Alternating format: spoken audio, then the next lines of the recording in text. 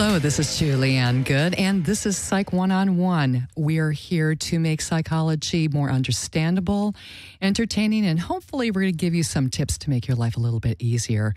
Tonight, my special guest is Bobby Buck, entrepreneur, and we're going to be talking about his life, my life, and his entrepreneur and entertainment network. So welcome, Bobby. How you doing? I'm doing pretty good. How about yourself? Not too bad. Thank you. And Bobby is, how often are you on the Qumran Report, which is on right after the show? Well, I have my own segment on the Qumran show called 15 Minutes of Fame, Action Talk with Bobby Buck, every third Monday of the month. Mm-hmm. And I come in, any other Monday to take pictures or the network or help Melvin and Early out wherever they need it. And what is your segment about for the 15 Minutes of Fame? Well, mainly what I like to do is interview the entertainers, entrepreneurs, and the movers and shakers, along with the activists in the community. So the main thing I want to do is use entertainment to bait our people in to see the positive actions going on in Skidrow and South L.A. Yeah, you're involved quite a bit with all of the entertainment fields. But can you tell us a little bit about what you do within the Skidrow district? Mainly what I'm working on, like when I came to Skidrow myself, I didn't know I was coming to this place. And, like anybody like, oh, man, my life don't come to this. So, like I said, I came here like everybody else is to pursue the entertainment. Mm-hmm. And, I came up here, I wasn't sure what I wanted to do. I like to rap, and I was always drunk, and I was cracking jokes when I was rapping. So I figured I can make it happen. But I tell everybody what happened with me, I took a detour. And I tell people I started going through some other things, and then I went, wait a minute. I said, I got to do something else along with what I'm pursuing. So I tell people I came here a drunk with a dream until I tripped over reality and found my purpose. So my that's purpose, profound. Yeah, so my purpose is to grab people who out there in the streets, getting out of jail, out of pen, or just somebody sitting at home bored in their house in a small country town way outside L.A. or way outside another state, and get them to utilize their skills, hobby, trade, whatever it is that they can do, their gift or their blessing that they have within inside. They can network with me, and I can help them get some exposure. That's beautiful. I really like that. How long have you been having this going? Well, actually, I came up here for myself to do my own thing, but then I ended up going through the rehab in 2007 around December. And when I was recuperating before they let me out, I started to have a vision of creating a barter and trade advertisement network. So since then, that's when I've been pursuing that, not knowing where I was headed. But you had that vision. Yes. Yeah, it's beautiful. I like that. And it's a trip. It's like, that's why I knew, I'm not a religious type person or whatever, but like, I understand, like, God had me through all them times, all the back times I was doing what I was doing, but it seemed like, as I came sober, like I was on a new walk, and being sober is like, ooh, my first 2 years was crazy, and it was depressing because I didn't know how to react being sober. But when he gave me this vision, I'm like, I barely had an email. My email was not the type of email that you can go apply for a job with. Mm-hmm. My email was bucknuts@hotmail.com. Buck nuts. Yeah, that was the other me back in the day. So, still the humor. Yeah, I always kept that no matter what. My homie back in the day, William Mullums, he gave me that nickname. Yeah, so I was working with a lot of people. I was drunk, but I was always networking people together and things like that. So now I made it here, so I'm still doing the same thing on a larger scale. Yeah, and then you told me a little while ago that you've only been out here 6 years from Arkansas. And I was asking about, that must have been a real culture shock going from Arkansas to L.A. Oh, yes, because I went from Arkansas to Georgia to L.A. And it was like, well, really, when I came here, I was, I had just quit drinking, but I had started back drinking on the bus trip here. So when I got here, I looked up, seen all these buildings and all this stuff out here. I went, okay, this is where I need to be. But during that time, I didn't know where I was headed towards. Mm-hmm. So, and when I got here, I was like, then I was always passing out, going to sleep. Then when I would wake up, I kept on hearing not trash cans, but shopping carts going down the streets every morning. And I kept going, what is that noise? He said, oh, man, this L.A. Everybody got to hustle. There's people going pushing cans to go get their money. I'm like, dog, every day? He said, everyday hustle out here. Yeah. I went, oh, okay, so it's nonstop. It is, especially around this area. I mean, it's just amazing. Where the studio is located is probably one of the most eclectic neighborhoods I have ever been in the world. Oh, yeah. I mean, it's just everybody from every economic level possible, and people who have lost hope and lost dreams to people who are, you know, probably multi-billionaires. I mean, all in one neighborhood. It's really a trip.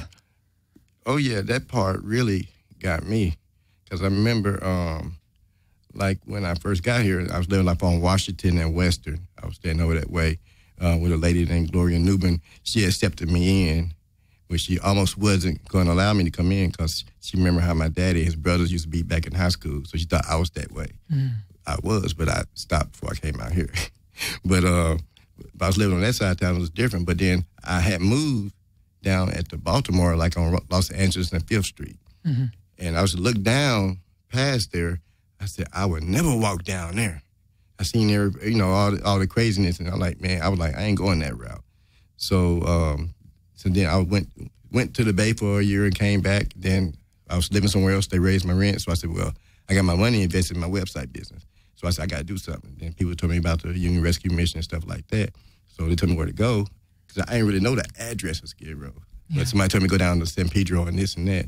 So I went down there. I went, whoa, this where I'm coming to? And that's where everything started, right there. So you had that, it sounds like kind of an awakening, huh? Yeah. Yeah. Yeah, it just, like I tell people, L.A. is hardcore and spiritual at the same time. You're right. That's a great way of putting it. I know when I came out here originally, I was, 18, 19, and I had friends living out here, and I was coming from Wisconsin, and it was the same culture shock. Okay. I'm like, oh, what did I just walk into? Oh, yeah. You know, but I was excited too because I was trying to make it in the business too. I'm a musician. Okay. So I was trying to go out there and, you know, talk to the producers and get into bands and, you know, go that whole route. And I just I didn't realize all the competition out here. And, you know, and having to go through the insecurities and growing up really fast and feeling like I was so out of my element out here. But it was phenomenal. I mean, it was so growing. Right. I mean, you're scared crapless sometimes, but it's phenomenal at the same time. So, you know, talk a little bit about your life in Arkansas. Oh, okay. Well, back that way, it was like with me, actually I tell people I was born kind of coming in irking and jerking. I tell people I was born with seizures. Yeah. So I was kind of in and out the hospital a lot, I think, till about the age of 7. And then, you know, my mom took me to church and kept me in church and, you know, prayed. And as a kid, I had some real strong faith, and I got over those illnesses. I used to be allergic to all things. I used to be allergic to chocolate. So I got over the illness with the seizures and the chocolate and everything. So still as a child being in that small town in Arkansas, I'm understanding myself now what I was going through back then, but I was just a highly creative person in the mind, but I was trapped somewhere where they wouldn't let you release that. And I would just, you know, tell people I was just around bootleggers, and I said, I was raised up in a perverted way around bootleggers and hoes. That's the only thing I knew. So that's what I said. Being here, I understand what a lot of things I went through, because people only know what they've been exposed to. Right. So I was like a late bloomer. I was 19 before I started to drink, because I knew alcoholism ran in the family. And I kept saying, I don't want to be like that. I don't want to be like that. But I was bored and, you know, on the shy side and all that stuff. So I'm like, this and that. So then I see people go to clubs and all that. I look at them. I didn't fit in. Then one of my homeboys said, hey, man, try this. Big old 40 ounce of Old English 800. So I'm like, okay. took a big swig, and it seemed like cha-ching, some things went off in my brain, and I just took it and ran with it. I took it to a different level. The comedian was born, right? Oh, yeah. I was like, boy. He said, I just started looking at everything. I was like, okay, started getting loose and everything. So yeah. that opened up some stuff. Luckily, it's still open without the alcohol now, right? Well, for the first almost 3 years, I was going debating because I was drunk for 18 years, and so I was debating. I didn't like the way I was feeling for the first 2 years. So I tell anybody out there, if you're going through it, it is hard. And I just kept remembering that last drunk. I called and put myself in the rehab and everything, but I kept thinking about that. I could think if I take one more sip, I don't care if it's a wine cooler or a taste, I would flip all the way back. Because I was drinking a half-gallon of gin, maybe 2 half-gallons of gin every week. And at least one easily. Maybe one might last me 3 days if I'm just real bored and stuff. So I just started, going through a lot of different things. Back then, when I was 19, that's when I started drinking gin. I drank Cisco, too. I used to mix gin, Cisco, and Old English in 1 cup. And wouldn't remember. I used to black out all the time. Yeah. I'd be walking comatose. And people said I would talk intellectual. And people tell me on Facebook now, you're doing everything you said you was going to do. I was like, I am? I don't remember saying it. Well, something was taken over for you, right? Oh, yeah. I had a co-pilot. The spirit, right, exactly. I know. I can relate growing up in Wisconsin. I mean, the neighborhood that I grew up in there were some parts of the town that had a bar on every corner. Mm. So, and at that point, Wisconsin was like the number 2 state for alcoholism. Ooh. So that was our culture. Mm. That was our culture. I mean, when I was a kid, I was taken into bars. My dad was a drinker. Mm. I ended up being a drinker for a while too. Oh. And it just, it's a hard path to get out of. And like you, I ended up having to get out of there. Otherwise, I would have I was predicting that I would have been dead by the age of 20. Because it was just going progressively worse, and I thought, I got to get out of here. I got to save my own life and get out. Yeah. So did you feel like that too? Oh yeah. I got to the point and that's why I understand a lot of artists. I don't care what type of artist that you are in the entertainment. You got something else tapped in on a different source in your mind. Yeah, definitely wired differently. Yeah, and when you can't release that or get that out, it does something to you. And like I got to the point where I was just bored. I had dope charge, DWIs, and having hot checks and all this. So I was like, it made me look like I was a hardened criminal because I was like handcuffed without the handcuffs on me. Right. And it's like can't go driver lights can't go. So I can go to a bootlegger and get something to drink. If I can't get a ride to the grocery store in my town, I can get a ride to the liquor store 20 miles away. Mm-hmm. So I remember I went to rehab several times. I remember one time I went to the rehab. I went in there drunk. It's like a mental rehab where they can help you with physical. It's back in Arkansas. I went in there drunk. I drank some Everclear, 190 proof. Mm. And the guy who, my intake, I woke up that morning, I'm like, where am I? Then I walked around. I said, I ain't got my key. He said, Mr. Buckner, we put your key in your thing. He said, the way you came in here, we don't even take people like that. But I used to be an alcoholic, but I decided to let you come on in. So I came on in, and then I started going through some other stuff, and then my case manager was an ex-parole officer. I'm like, good gracious.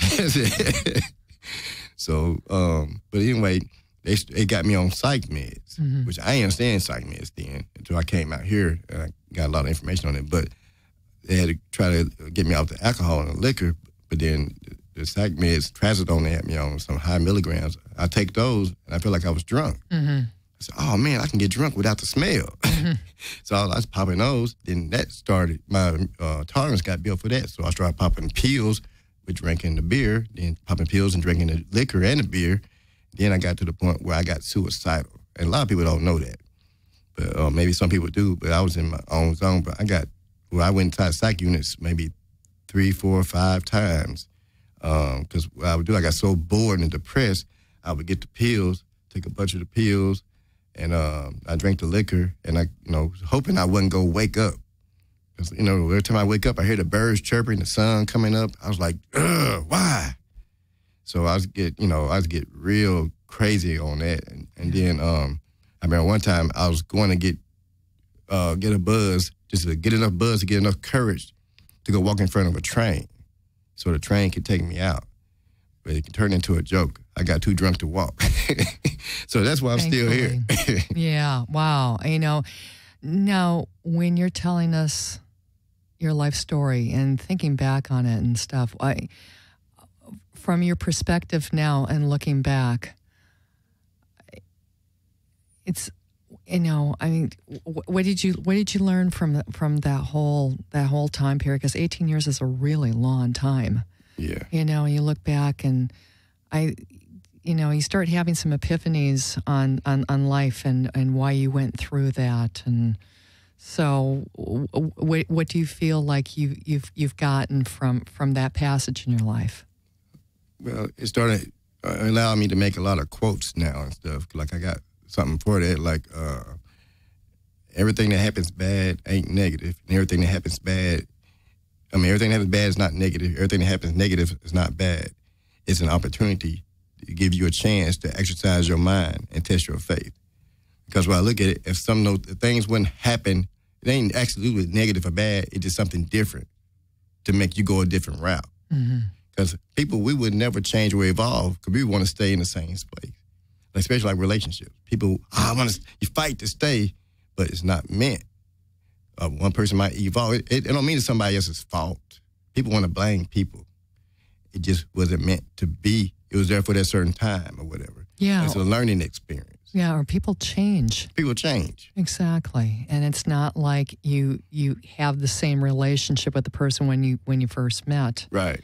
Things change, people change, period. And you're right. Sometimes things are not meant to be. You have to question that. And, and so do you keep in touch with a lot of people back from Arkansas or? Well, Facebook helps my anxiety since I can see people when they're on there and stuff. And I can see, people talk about keep your ear to the streets, but keep your eyes to Facebook. And then, okay, they all right. Okay, that's what happened. Oh, they got married. Oh, they got divorced. Okay. Yeah. So I can always go there and see. But I do understand, like with my past, I got another one for that. See, I understand my past to comprehend my present to prepare for my future. Mm-hmm. I understand everything now. I'm understanding more every day because I'm so open-minded. I allow anybody, like I don't care what race, religion, or background you have, I will still listen. It don't mean I agree. Like with different religions, I go tap in a lot of different ones and take out what bits and pieces fit me. And I let that go that way. But when people try to push their beliefs on somebody else, they're running people away. Like what I'm doing with my positive movement called action is I just want to do physical actions to help people. I don't care about all that other stuff. That just stretches things out. I want to get straight to the point. Just help people. And and just work with each other from that aspect. I don't care if you're a devil worshiper. That ain't got nothing to do with my belief. But if I see you down and out, I'm gonna talk to you. Yeah. Or you come talk to me. I know people who are atheists, good people. So it just being here, coming to Skid Row in general, that just opened me up. I talk to any and everybody. Like even on Skid Row in the middle of it. I be networking, passing out flyers and business cards. And like I talk to anybody else in Beverly Hills, and I get feedback. That's beautiful that you're that open-minded with people, to invite them in and say, you know what, I really want to get to know you. Where are you coming from? And how can I help you? That's definitely one of the best ways to live life. It really is. I commend you on that. Well, I tell people, it ain't me. I do as I feel led. Yeah. I tell people I feel like I'm just a spirit walking, spirit floating, still floating around. It's like I already done been through the stuff. Now I just want to do my part to help. But really, a lot of this wouldn't be happening. One for my daughter, Kiara Horizon Buckner. One for her, I probably I wouldn't be here. Bottom line. Yeah. And I remember my father told me back in the day, back in the 90s, I was still, what happened in the 80s here was going on in the 90s there, a little back slower and stuff. but I was wild and crazy. But my dad told me, I remember that he said, boy, you might not think you are, but you're slowing down because of your daughter. I looked at him, oh, man, I'm still doing my thing. I got a 40 ounce in my hand. But I see, I kept thinking in my conscience, always thinking about her because I didn't ask to be here, and I know she didn't ask to be here. Mm-hmm. So as long as I'm still here, I want to do my part as far as supporting her in many different ways. Even if I can't do it financially, she can call me. She talk about anything, because from the age of 5, I kept it 100 and real with her. Mm-hmm. That's the way I was living. I didn't know if I was going to live the next day or not. I wasn't a gang banger, but I hung around in the streets and stuff. So I was in different situations. Been shot at, I done shot at, done sold dope, tried to give me 20 to 40 years. DWI was left for dead. And I had a head injury, is where these scars come from. Had another near death where I fell 20 feet, crushed my knee, broke my leg, where the bone popped out my leg. Then I messed up my foot, my ankle, and I fractured my wrist, all in one fall. That happened in 99. And that changed the whole dynamics of my life right there. That slowed you down then, right? And it needed to. Because I was married and was headed toward doing some crazy stuff. Yeah.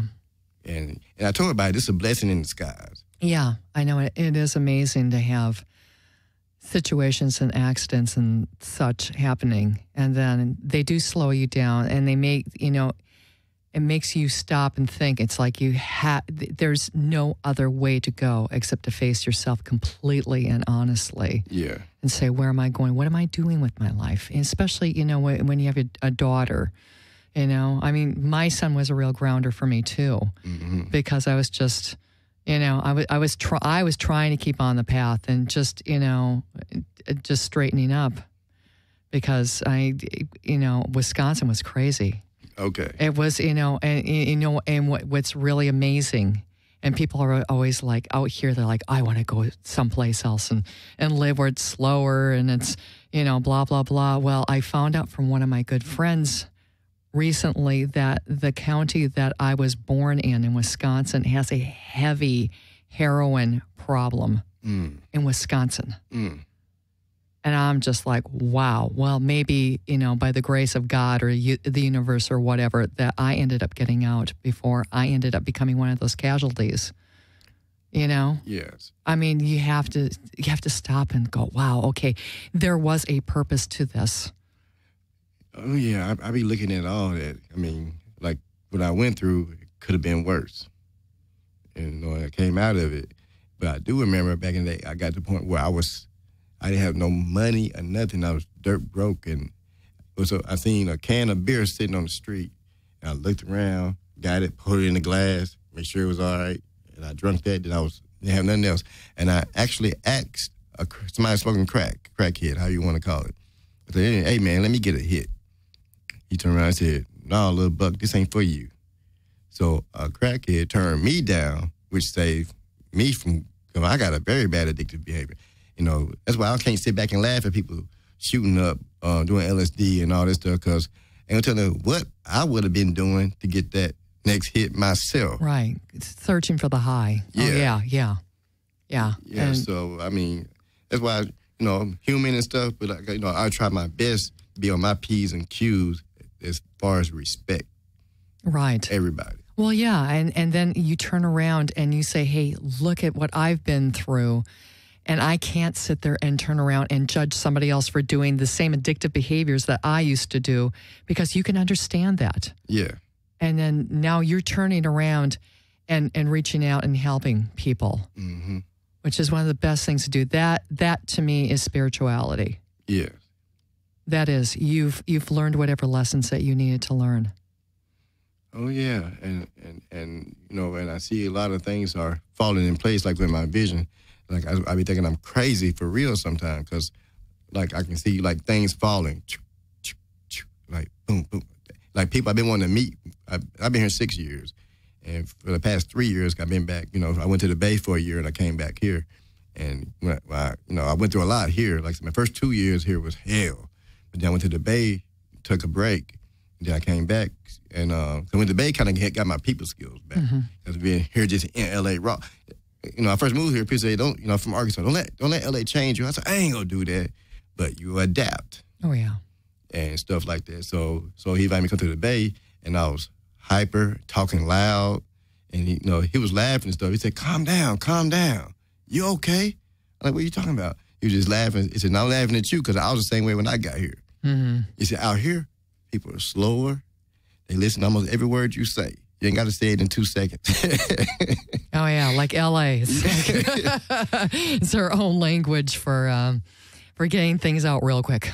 Yeah. So I was up there, and then I was like, then I started adapting to it and being able to talk and, go to the library there. They got a library about 8 stories tall. And up there in San Jose is where I was at. And I went to San Francisco, checked that out too.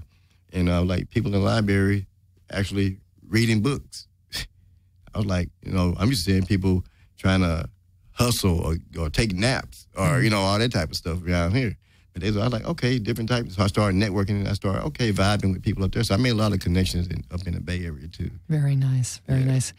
So we're going to take a commercial break, Bobby, and we're going to come back and talk about your Action Network a little bit more, okay? Okay. All right.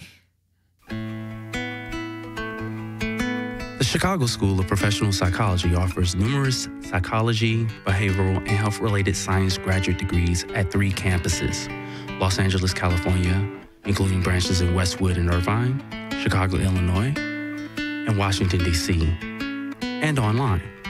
The Chicago School prepares students to meet the ever-changing mental health needs of society through classroom experience and real-world training. The Chicago School Counseling Centers in Irvine and Westwood provide caring, confidential, and affordable psychological services to individuals and their families. For more information, visit thechicagoschool.edu. And thank you to the Chicago School of Professional Psychology for sponsoring Psych One-on-One on Skidrow Studios. And I'm back with Bobby Buck, and we're going to talk about your Action Network a little bit. Can you tell us about that?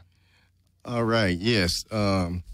This time I've been, like I say, so I've been here 6 years, but maybe for the past, I've been having this website for about 6 years, but I ain't really been pushing it, utilizing it yet. But kind of like what I wanted to do, like I say, is I came in for entertainment. Then being homeless stuff broadened my horizons, and that's what my daughter's middle name was Horizons, and that's why I want to name my company Horizons, and everything. So, and like I learned a lot of things about words, things I say, like I want to create structure and do Horizons, and I'm going through it myself. So I had to learn like a lot of different things, and one more thing, like what changed my course is when I forgot my other accident. Well, not an accident, but I had my hip replaced since I've been here in 2009. But I was in a nursing home recuperating. I think that's foreshadowing. I was in a nursing home. So, two things happened, though, that changed the course of what I was doing. Because I was going to be strictly about money. Mm-hmm. And then that's when they said that Michael Jackson died. I was in there watching TV and stuff. I was like, Michael Jackson died. And I went, wait a minute. I said, man, I ain't got nothing. I said, he left a legacy and all that stuff and everything. I went, okay, I got to start fixing my mind right to, do things better. And then another thing happened. Obama was on TV. And I'm not really tripping about politics too much and everything. I like to pay attention to it, though. But he said the word entrepreneur, and that got my attention. So I started listening, and he said this. And this, I don't know if he remembers saying it or not, but he said, for the entrepreneurs, if you're thinking about going into entrepreneurship, he said, don't go into entrepreneurship with just the idea to make money. Go to it with the intent to change the world. Yeah. And I went, that's where I stayed in, because they was going to let me out early at the nursing home. But she said, well, just go ahead and stay a couple of days. I need to hear that. Because I said, okay, if I put my goals way up that high in the sky, I won't have to worry about money or wealth. It would come my way.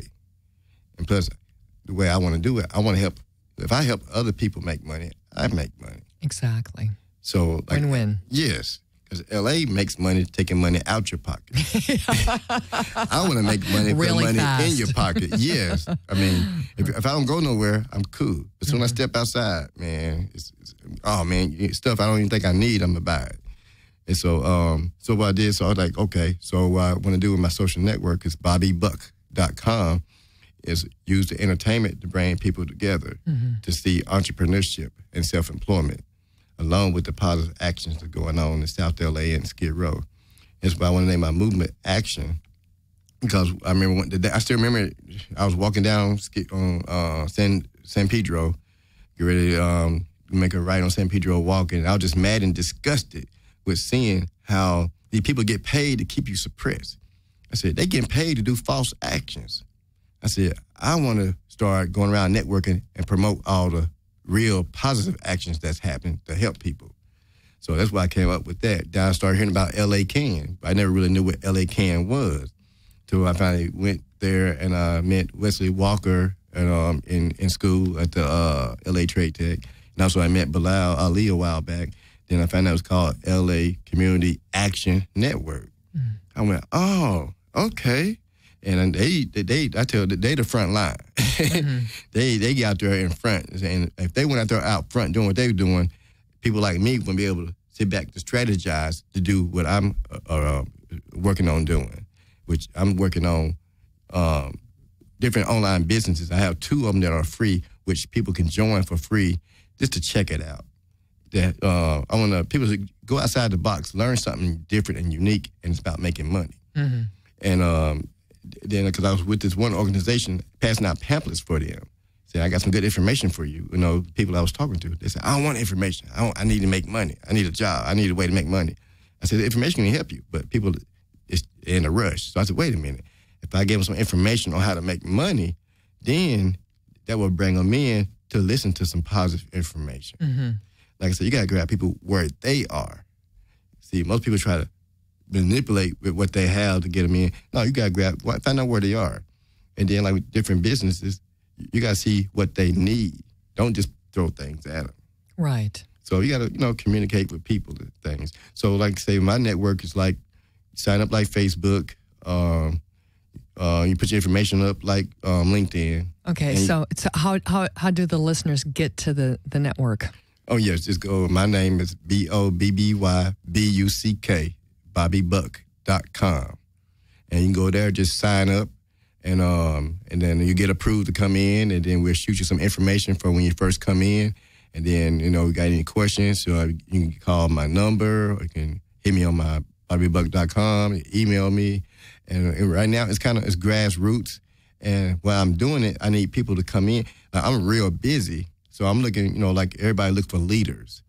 So, I'm working with the entertainment, but entertainment is last. My first thing is doing the positive movement. Mm-hmm. So I'm looking for people, like I said, do barter and trade advertisement. It's mainly what I'm doing. So usually you want some real advertisement, you got to pay for it anyway. So people always want, people always want trying to get over here. But I said, well, you work with me with what we're doing, you would get noticed by helping us with the movement. So I learned when I was in Georgia, somebody go put me on a mixtape. I got some old crazy music too. OG Buck Wild. That's I should have had you bring that in. Maybe that would have been awesome. Yes. Oh, I don't know. You might hold your ears. It's triple X rated too. That's okay. We're on that network. We could get away with it. Oh yeah, I got some stuff.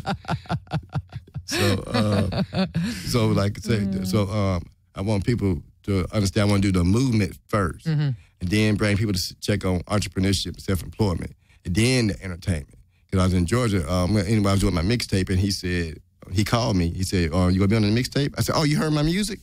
He said, I said, you heard my old crazy music?" He said, "Let me tell you something." I said, "What's that?" He said, I don't even know who you are. I haven't listened to your music, but it's all about networking." He said, "You hear music on the radio that you don't like? You wonder how you get on there?" I said, "Yeah." He said, "It's who and how you network with people." Right. Oh, that is definitely the case. Yeah. And now, what would you recommend to somebody? Like, I'm just starting to get into this whole network phase because I've never been too good at it, honestly. So what would you recommend for people that are kind of maybe shy or unsure about networking? Well, really, you do it all the time.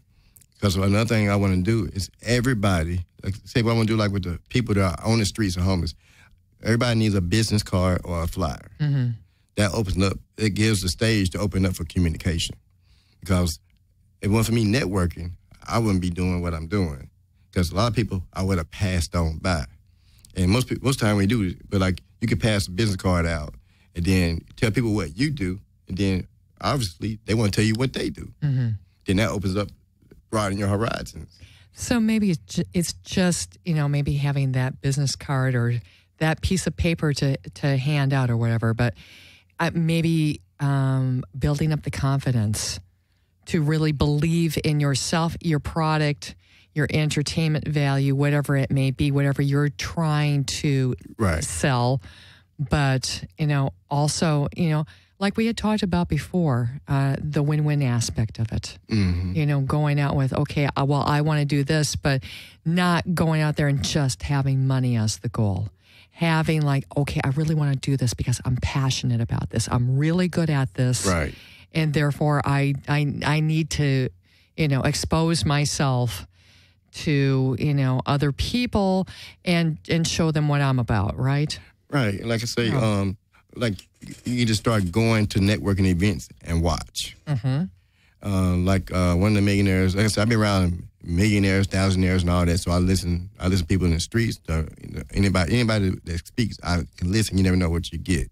But he said, if you want to try to learn how the other side lives, go to Malibu, go to a nice restaurant or a nice bar, and just order some water. Just go there once a week, once a month. Just learn how to adapt to your environment. Mm-hmm. And just drink some water. He said, hold your pinky out. People might think you're drinking something good. That way you don't look too cheap. And put a lemon in there. Yeah. And then just observe. That's the thing, people being stuck in a box. And they're afraid. Everybody want to have the swag and all that stuff and everything. And everybody's talking about how real and how hard they are, but really they're afraid to go outside the box, to be different. Because everybody back in the day, everybody's trying to be different. Now everybody want to be similar. Mm-hmm. That's so scary. It's more followers than it is leaders. Yeah. And then you got a lot of people who claim to be leaders when they're in a group, but they're following the same techniques that haven't worked. Yeah. So, and like I said, I just go to different churches here. At the end of church, they always want to give you their spiel to join and all that stuff. See, it's robotic almost to me. So I can let them give me their spiel. So then I said, now can I give you my spiel? He said, okay, yeah, go ahead. They kind of, got the emotions going. Mm-hmm. I said, all right, cool. This is what I want to say. I said, we got all these different churches on every block, right? But they say this. They say doing the same thing over and over, expecting a different result is insanity, right? Mm-hmm. Oh, yeah. We got all these different organizations on all these different blocks doing the same thing over and over, but ain't nothing changed. Yeah. So that's insanity, right? Then they look at me. I said, well, I'm not trying to disrespect them. I'm just, putting it out there. And then I just found out some information recently and I didn't really know. But talked with a lady. I was doing some networking about a product I have, and the lady was telling me, about with the black on black violence. Mm. She worked at the hospital and talking about with the morgues and stuff. Talking about they have bodies stacked from 11 to 18 and stuff like that. I said, you talking about from the 80s? She's like, no, recent now. I'm going like, so what I'm saying is really we got to work on solutions and things that can work. Not just, because you keep putting it out to the universe about talking about the problems, but keep on going around the same cycle. Right. So that's why I said I want to work with entertainment to bring people in. The entertainment what I'm doing is real, because you go network, y'all go see I got some people I'm connected to, probably get ready to go some places. Mm-hmm. But, I'm not really tripping on the entertainment no more. But that's what gears you to come work with me. Cool. But I need help with this positive movement to push it off and get it cracking, which is going to happen anyway. So I told people, this is a win-win season. And it's going, I brainwashed myself last year to get prepared for this year. You brainwashed yourself. Yep. I didn't use psychology. I went deeper. I said, did a brain cleansing, right? Oh, yeah, because something that happened, like when I was back in Arkansas, back when my dad had passed, about, 2011, I was, me and him was talking, he had cancer, lung cancer, and he kept on saying the same thing over and over. Just do what you set out to do, and don't worry about what nobody think about it. He said, back in the day when you was crazy, you didn't care what nobody thought. I was like, yeah, you're right. Yeah, he sounded like he was a really positive influence in your life. Oh, yeah, yes. Especially, toward the end, like he was like, I was rowdy, but it runs in the family. So I guess he was worried because they had a whole bunch of brothers who went out there and did. I was kind of solo, just out there. So he was always worried. But, I was protected, and I had to go through all the different things to be doing what I'm doing. Right. But then after, when he was, on the deathbed and, I was there, then when he died, instead of getting mad and bitter, it's like a spiritual moment. And I said, now, when I get back to L.A., can't nobody or nothing stop me from what I set myself out to do. I came back with that attitude. And, at the same time, I practiced being humble and chilled out and, tactful. And I got to try to catch myself. Because I be understanding it ain't that the person is angry at me or just despises me or whatever. They got their own eternal flames that they're dealing with. And I sit back, like I say, slow to anger. That's true. Because a lot of people I thought I wouldn't even get along with, we cool now because I bit my tongue. Yeah, and you kind of sat back and you had something to learn from the situation, the person, whatever. And that's really important that you take some time to do some self-reflection and figure out what's going on with the situation, right? Yeah. Yeah, exactly. Yeah, so between all my drunkenness helped me in a lot of different situations. Mm-hmm. So I see things way, then from the street life of living. I was just living, but then really being in the streets here, I just sleep on buses, bus 20 back and forth. Whichever bus ran 24 hours, bus 2, bus 4, and bus 207, bus 40. Bus 40, that's a dangerous bus, though. Do not go on bus 40. Warning. Jenny, my home, actually. Oh, no. Well, we're going to put some little blessings on you for safety on your way home, my dear. My board op Jenny's got to take the bus home. Maybe I should be taking everybody with me. Or we'll take that's right. We'll take a caravan back here. Okay.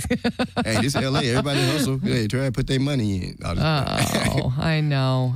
It's pretty crazy out here. So, what finally got you off of the streets and doing what you're doing now? I mean, I love that you're doing this network.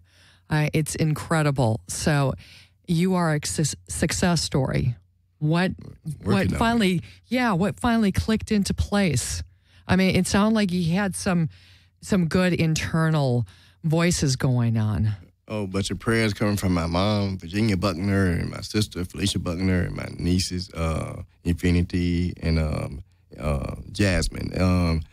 In my whole town, probably. I mean, sometimes I hear that, I feel that. And even my daughter, she was supporting me, I'm out there. How's she going to tell my daddy homeless, and stuff like that. And she was giving me, I told her she was my psychiatrist. Mm-hmm. She'll be 18 in June. Beautiful. So she was my psychiatrist all this time. And then, what it was, I said, I got to do this. And I just can't quit. And then I had a connection with somebody who had a connection to help me get my apartment, which was OG Manuel Capito. He kind of helped me out with that. And I'm like, because even he said, with the connection, it's a spiritual thing. It's just divine. And he said, I know once you get your spot, because what you're doing right now while you're homeless, once you get your spot, I know you could be doing a whole lot better works. And that makes me more determined. Yeah. And each obstacle I go, like today was wild, just trying to get here on time. But hey, I like that. I appreciate it. We appreciate you being here. Definitely. Your story is very inspiring. It really is. I think I tell people, God has just used me for a tool to inspire people. It's just an instrument to inspire. Because I'm still crazy. Like I tell people, I'm not 100% religious. I'm crazy too. And I'm positive, but, like I say, work in progress. Yeah, work in progress. That's a beautiful way. And talking about work in progress, we were talking before about your documentary work that you're planning on doing. Can you tell us about that? Oh, yes. It's a good spot to do this right here because what I really want to do is work with featuring the women and the youth in a documentary. And I want to pull everybody together with all our resources and do it ourselves instead of paying for it. Work with barter and trade. And I'm not going to tell all the details because I know how people, oh, yeah, take the idea and run. But I just want to pull this together. And once we all get together, we can start collaborating.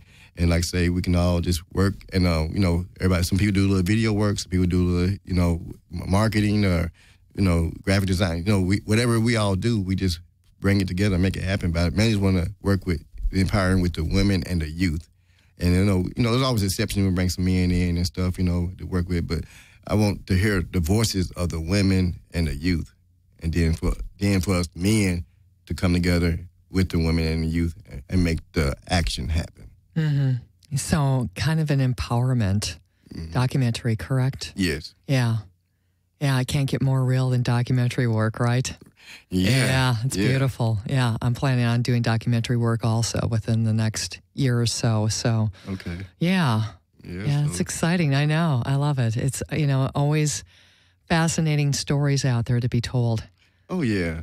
And I think we need more inspirational stories in our lives right now. Mm-hmm. And those are kind of being lost in the cracks. And it's beautiful that you're going forward and putting out these stories that could help other people. Yeah, because they make more money off negativity. They breed crime so they can have,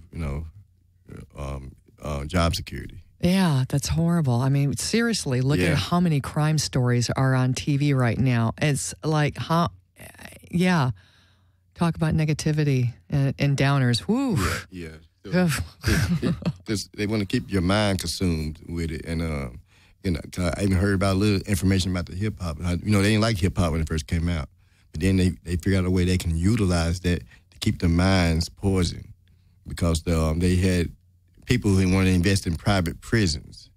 And so they figure if they promote the gangster music hard and heavy, they can utilize people to keep themselves down. Because a lot of this stuff is subliminal. Mm-hmm. Oh, yeah. Because it had me back. I'm in Arkansas listening to all this stuff. But like they utilize that because they need warm bodies to be inside the prisons.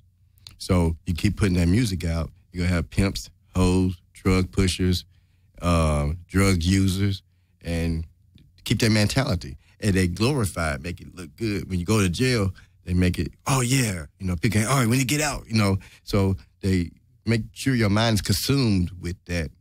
And it's hard to raise the kids. That's why with the kids now, they're raised off the music and the video games. Mm-hmm. Not no physical people.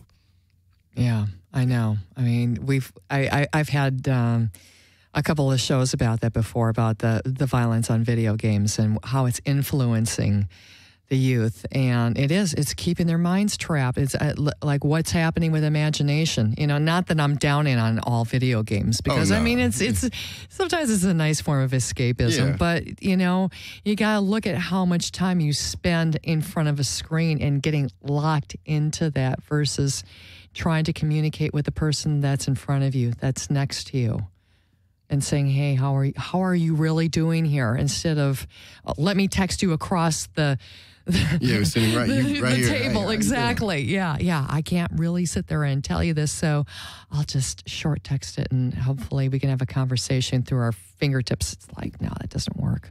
Yeah, because I told somebody, like, in L.A., you don't have snow and all that stuff. So, like, on Christmas, you look outside your windows, you don't see no kids riding bicycles, playing basketball, kickball, jumping jacks, or nothing. They're getting the best new technology. Yeah. They're not even outside, creating a distance. Yeah, I know. It's sad to see. Disconnect. Hopefully. I know. So it's wonderful that you have the network together to start bringing, other entrepreneurs together. Right. And creating something that'll be wonderful, that it's going to be, enlightening and teaching people and, putting more positive feelings and, creation into play here. Yeah, because, I just want to bring people, like I tell people, I might not be the key to helping you get to where you want to go, but might be somebody within the network that might be the key to helping you get where you want to go. There you go. So can you tell us a little bit about some of the people who are in the network right now? Okay, yeah. Oh, yeah, I got two of my people going to be my guests on my segment on the Coon Report on the 17th.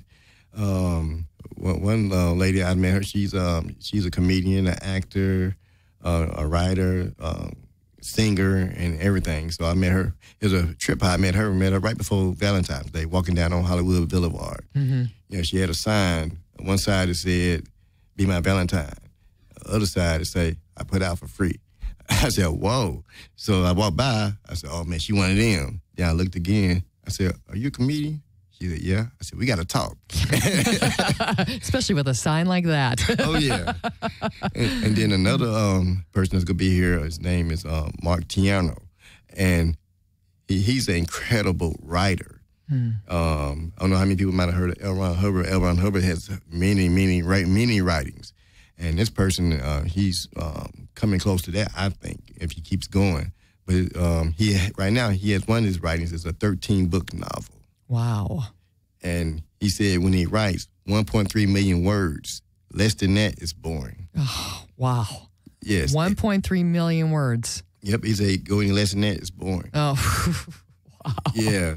And he has a database of all herbs that help people. So I'm working with him, Beautiful. like get away from all the different type of drugs, pharmaceuticals and stuff. So yeah, it's broadened my horizon. So everybody come together. It's LA. Nobody just do one thing. Mm-hmm. Oh no, you can't. Yeah. So that's going to be next Monday then, correct? Is that the 17th? Yeah. Yeah, that's the 17th. Oh boy. Woo. Yeah. So everybody tune in to the Qumran Report.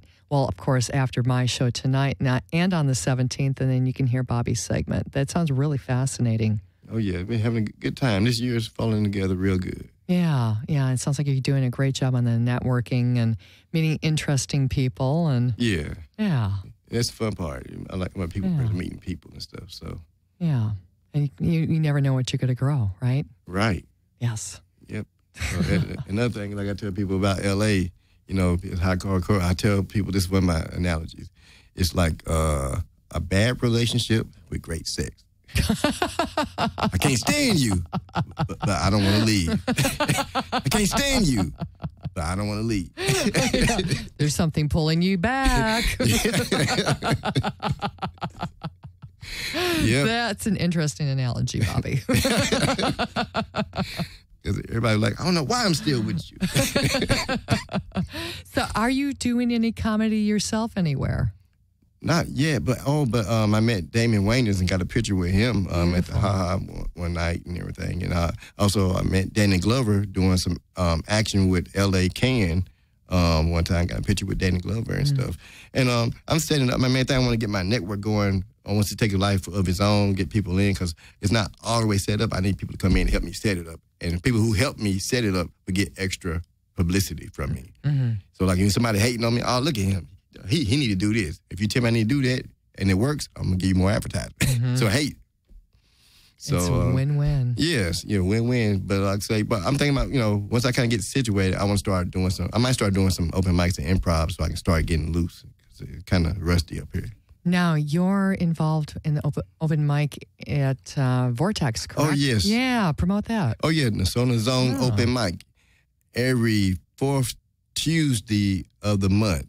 Every fourth Tuesday of the month, come on down to the Vortex, and we can probably get the address to you a little later, or just go to bobbybuck.com or email buck@bobbybuck.com. I give you all the information. Also call 213-293-7983. Yeah, so I got a lot going on, a lot of different events. I work with Rock Rhyme Over Crime. He does something in Beverly Hills. It's going to be on the 22nd. I do a little picture and video there and stuff and everything. So, yeah, I need some help. So you help me for free, you get some free publicity, and network for free, and that's how you get paid. Yeah, so win-win, right? Win-win. Contact Bobby, everybody. Yeah, come on, let's get it cracking. Exactly. All right, so thank you so much, Bobby Buck, for being my guest this evening. It was fascinating. It was a lot of fun. Thank you for inviting me. It was, yeah. And if anybody would like to contact me, my business number is 562-234-4650. You can also email me at jgoode8@verizon.net. Friend me on Facebook and Psych One-on-One, PSYCH One-on-One. I'm also on iTunes Store under podcast under the same name, Psych One-on-One. And thank you so much for listening in. I really appreciate you. Take care of yourself. Take care of each other. Bye now.